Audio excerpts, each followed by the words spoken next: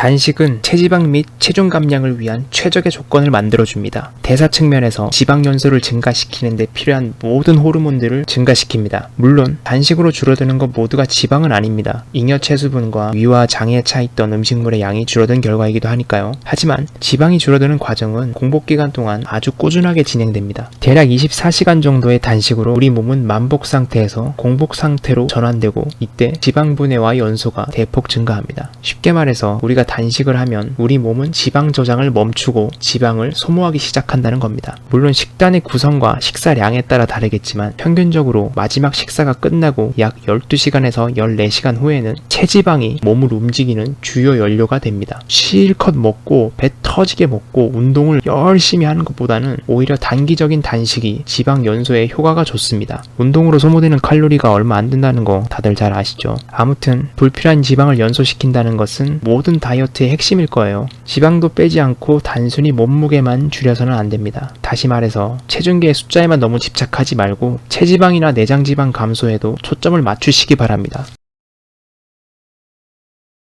혈당이란 혈액에 존재하는 포도당의 양을 말하는데요. 인체는 이 혈당을 아주 안정적으로 유지하는 뛰어난 능력이 있습니다. 건강한 사람의 경우 음식을 먹고 24시간 동안 혈중 포도당 양은 70에서 140 정도의 범위 내로 유지된다고 하는데요. 하지만 문제는 지속적으로 자주 먹을 때 그리고 필요 이상으로 폭식, 과식을 할 때 발생합니다. 이렇게 되면 혈당 수치가 급격히 상승할 위험이 생기고 비만과 염증을 유발시키는 충분한 조건을 만들어주는 셈입니다. 게다가 장기적인 혈당 과다는 노화를 촉진하는 핵심 요소입니다. 다행스럽게도 우리 인체는 12시간에서 18시간 정도의 짧은 단식만으로도 혈당이 조절되고 정상 수준의 공복 상태가 됩니다. 즉, 먹는 것을 잠시 멈추는 것만으로도 대사에 균형을 맞출 수 있다는 말입니다.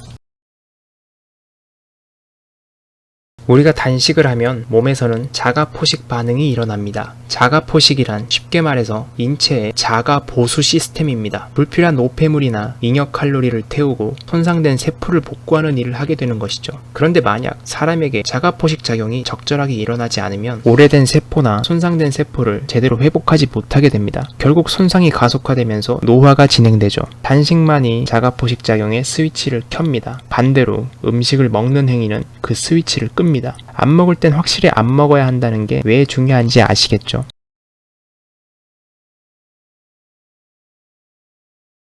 단식을 해서 인슐린 농도를 낮은 상태로 오래 유지하게 되면 성장 호르몬의 분비가 평상시에 몇 배까지 크게 늘어납니다. 실제로 미국의 여러 연구에 따르면 단기 단식은 성장 호르몬 수치를 무려 6배나 증가시킬 수 있다고 합니다. 성장 호르몬이 분비되는 시간이 지속될수록 더 많은 체지방을 분해할 수 있습니다. 뿐만 아니라 성장 호르몬은 신체가 더 많은 체지방을 연료로 연소하도록 돕습니다. 미리 말해두지만 걱정하시는 것처럼 단식 중에 혈당은 그렇게 위험한 수준으로 떨어지지 않습니다. 왜냐하면 글루카곤이라는 호르몬이 체내에 저장된 탄수화물을 분해해서 혈당치를 안정적으로 유지시켜 주니까요. 게다가 성장 호르몬에는 단백질 합성을 유지하는 기능도 있기 때문에 근육량을 그대로 유지하는 데 큰 도움이 됩니다. 요약하자면 현재 근육량을 최대한 유지하면서 체지방을 효과적으로 감소하려면 이 성장 호르몬의 분비를 늘리는 것이 매우 중요합니다. 다만 근육량을 효과적으로 유지하기 위해서는 성장 호르몬을 늘리는 것뿐만 아니라 규칙적으로 운동을 하면서 근육을 계속 사용해줘야 됩니다. 운동에 관해서는 다음에 추가적인 설명을 하도록 하겠습니다. 일반적으로 단식을 시작한 후 12시간 정도가 지나면 지방 분해와 연소가 증가하는데요. 약 18시간에서 24시간 사이가 가장 활발하다고 합니다. 성장 호르몬은 일명 회춘 호르몬이라고도 하죠. 노화 과정을 지연시켜준다고 하는데 참고로 성장 호르몬을 자연적으로 증가시키는 가장 좋은 방법은 단식, 운동, 숙면입니다. 그런데 음식을 먹고 있는 상태에서는 성장 호르몬이 분비되지 않습니다. 반대로 공복 상태에서는 성장 호르몬 분비가 촉진됩니다. 성장 호르몬의 효과를 확실하게 보려면 적게 나누어 먹는 흔한 저칼로리 다이어트를 할 게 아니라 확실하게 먹는 것을 중단하여 공복 기간을 제대로 유지해야 합니다. 단순히 칼로리만 제한한 식사를 하는 것은 별로 큰 효과를 보지 못합니다.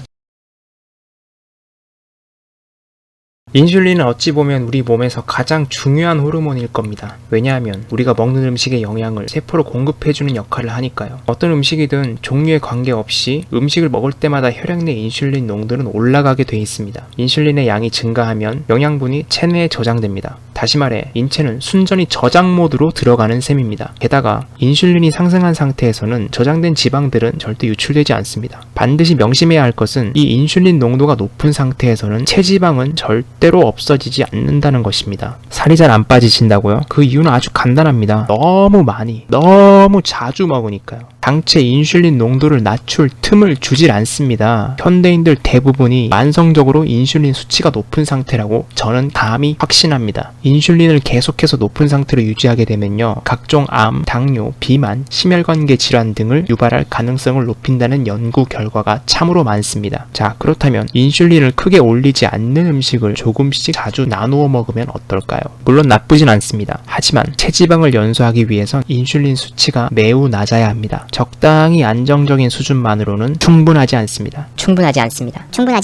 한 연구에 따르면 공복 기간을 24시간 정도 유지하는 단식이 소량 자주 먹는 다이어트 또는 저탄수화물 다이어트에 비해서 인슐린을 큰 폭으로 감소시킨다는 보고가 있습니다. 결론적으로 인슐린 수치를 낮추는 가장 좋은 방법이 바로 이 공복 기간을 만드는 단기 단식인 셈입니다.